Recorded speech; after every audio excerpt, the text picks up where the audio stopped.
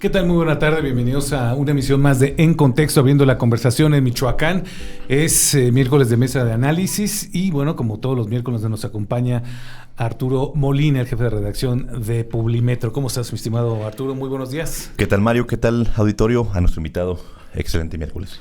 Y bueno, nuevamente le agradecemos al famosísimo Molinero que nos acompañe también este día en esta mesa. Vamos a estar tratando algunos temas muy relacionados con esta materia que tú manejas muy bien, que es el tema urbano y de vialidades. Mi estimado Molinero, ¿cómo estás? No, hombre, muchas gracias, Mario. Gracias por la invitación. Gracias, Arturo, que supongo que fuiste el gestor de esta invitación. ¿Quién mejor que Molinero Vial para hablar de vialidades? No, hombre, muchas gracias. Yo solamente trato de hacer el trabajo lo mejor que podemos y sobre todo ayudar a la gente, que es la idea que tenemos también y generar una cultura vial en la ciudad que no tenemos los morelianos. Así que gracias por la invitación. Es correcto. Ahorita vamos a manejar tres temas. Uno que me parece pues muy importante e interesante para todas las y los mexicanos, porque finalmente nos ha definido mucho esto, desafortunadamente, que tiene que ver con el narcotráfico, y sería impensable hablar de la historia del narcotráfico en México, de la historia reciente del narcotráfico, sin referirnos a Ismael El Mayo Zambada, uno de los cofundadores del cártel de Sinaloa. Y bueno, finalmente fue sentenciado ya a cadena perpetua en los Estados Unidos.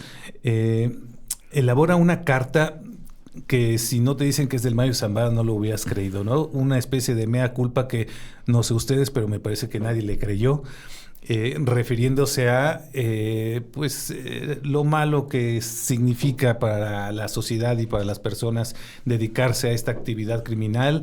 Me parece que si tratara de hacer un mea culpa debió haber aceptado, reconocido abiertamente el enorme daño que le causó a las personas, a las familias, a los países esta actividad criminal. Pero bueno, finalmente ahí queda para el anecdotario esta carta que leyó el Mayo Zambada. Vamos a estar también hablando de un tema que poco a poco va tomando pues cada vez más fuerza, y son los accidentes de moto en Morelia, pero sobre todo de los accidentes de los jóvenes. La gran mayoría son jóvenes repartidores de estas plataformas digitales. Y bueno, pues el caso del tren Morelia lleva décadas sin ser resuelto, y pues cada año siempre cobrando vidas. Ahora recientemente cobró la vida de un niño aquí en la capital michoacana. Arrancamos con el tema de El Mayo. Yo decía, no podemos entender la historia del narcotráfico en México sin referirnos a Ismael El Mayo Zambada, pero tampoco podremos entender la historia de la política en México sin la presencia del Mayo Zambada. Y me gustaría aquí poner sobre la mesa un tema que es importante que nunca se nos olvide, que Ismael El Mayo Zambada fue juzgado y sentenciado en los Estados Unidos. Él estuvo al frente de este cártel alrededor de 40 años en México. Nunca lo detuvieron, bueno, ni siquiera por una infracción de tránsito, ¿no? No había ni fotos de él. No había fotos. La única acercamiento que tuvimos de él más reciente fue esta entrevista que le hizo Julio Scherer para Proceso. Y a partir de ahí se generó un enorme mito de este personaje, pero pues, todo el mundo lo entiende y así lo dicen los expertos en la materia. Es impensable una vida y una historia criminal sin el respaldo del gobierno. Y bueno, finalmente durante 40 años, y aquí sí abarcó al PRI, al PAN y a Morena, este personaje se desenvolvió pues prácticamente sin problema, y fueron los Estados Unidos los que lo detuvieron, lo enjuiciaron y lo sentenciaron. No fue México. Bueno, este caso todavía sigue generando molestias al gobierno mexicano, increíblemente. Pero bueno, ¿qué les dice este cierre de capítulo de uno de los personajes más emblemáticos del crimen en México? Fíjate que quizás todo esto que has comentado muy bien, yo lo reduciría a algo que me comentaban apenas hace unos días. Quien gobernaba Sinaloa era el Mayo Zambada. Así. Durante todos estos años, casi 50 años que hablaban de esta situación del Mayo, donde él gobernaba. Él hacía lo que quería. Desde esto ni siquiera una infracción, absolutamente nada. Todo mundo volteaba para otro lado. ¿Por qué? Por todos los sobornos que él estaba generando. Y hay una lista que, bueno, pues se ha dado a conocer, donde estaba dando millones de pesos a todas las autoridades para que nadie lo viera durante todo ese tiempo. Y el que mandaba ahí en Sinaloa prácticamente era él. Creo que aquí es un fenómeno que se viene gestando desde los años 70, es el caudillismo del crimen organizado en territorios completos. La figura del Mayo Zambada evidentemente no puede crecer y no puede llegar al nivel al que llegó de manera natural. Tiene que tener el apoyo no solamente del gobierno de Sinaloa, del gobierno de México, sino también el apoyo de las autoridades norteamericanas, que es donde se encontraba directamente el mercado de todo lo que se produce en la misma sierra de Sinaloa, la amapola, la marihuana, posteriormente la entrada de la cocaína y otras drogas sintéticas que encontraban en esta zona un corredor natural hacia los Estados Unidos. Es decir, sí, hay una colusión con el gobierno mexicano, pero también hay que ver qué nivel alcanzó también con los gobiernos de Estados Unidos para lograr pues penetrar la frontera más vigilada de todo el mundo, ¿no? Uh-huh. Yo pondría sobre la mesa incluso la figura de la extradición y la sentencia del Mayo Zambada como fenómenos paralelos. Es decir, la extradición es un tema y el mismo tema de la judicialización de estos casos en Estados Unidos es otro tema. ¿Cómo nace el mismo tema de la extradición?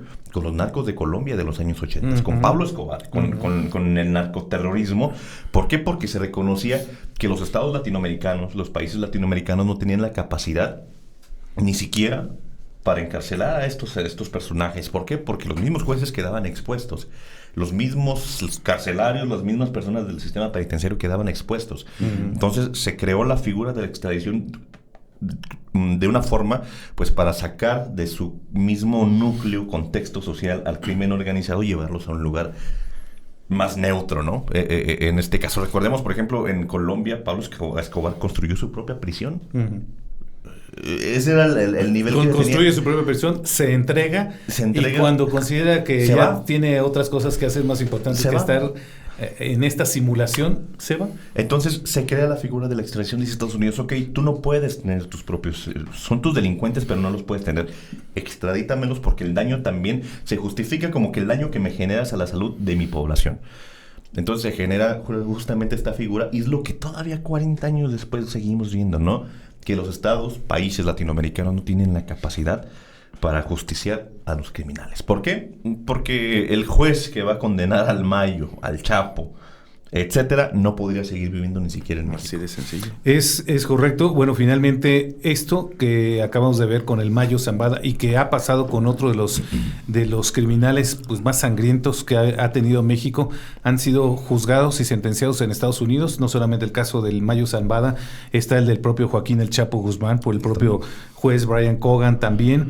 El hijo del ex líder, bueno, el hijo del líder y fundador del Cártel Jalisco Nueva Generación, Rubén Oseguera González, el Menchito, Juan García Ábrego, el dirigente del Cártel del Golfo, Alfredo Beltrán Leiva, el Mochomo, Edgar Valdés Villarreal la Barbie, Juan Francisco Treviño Chávez del Cártel del Noreste.